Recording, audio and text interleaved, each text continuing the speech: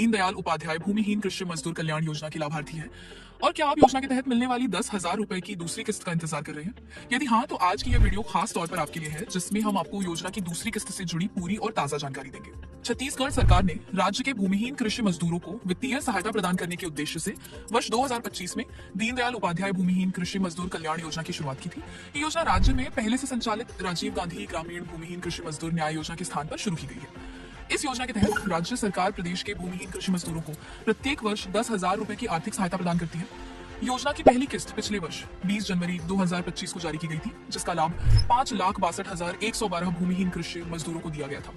अब सभी लाभार्थी किसानों को योजना की दूसरी किस्त का बेसब्री से इंतजार कर रहे हैं। हालांकि किसानों को यह उम्मीद थी कि पिछले वर्ष की तरह सरकार द्वारा इस वर्ष भी जनवरी माह में योजना की राशि हस्तांतरित की जाएगी, लेकिन सरकार की तरफ से न ही राशि का हस्तांतरण किया गया और न ही इस बारे में कोई जानकारी साझा की गई। दूसरी किस्त को लेकर जानकारी प्राप्त करने के लिए हमने राज्य के कृषि विभाग के विभिन्न अधिकारियों से संपर्क किया, लेकिन फिलहाल उन्हें भी इस बारे में कोई स्पष्ट जानकारी नहीं है।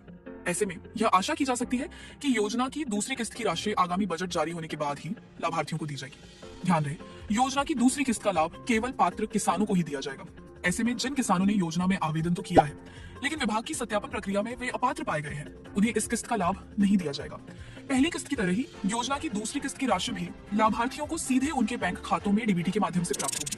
इसलिए सभी लाभार्थी यह अवश्य से सुनिश्चित कर लें कि उनका बैंक खाता सक्रिय हो और केवाईसी प्रक्रिया पूरी हो रखी हो। जैसे ही सरकार द्वारा योजना की दूसरी किस्त से जुड़ी कोई भी नई आधिकारिक जानकारी सामने आती है, हम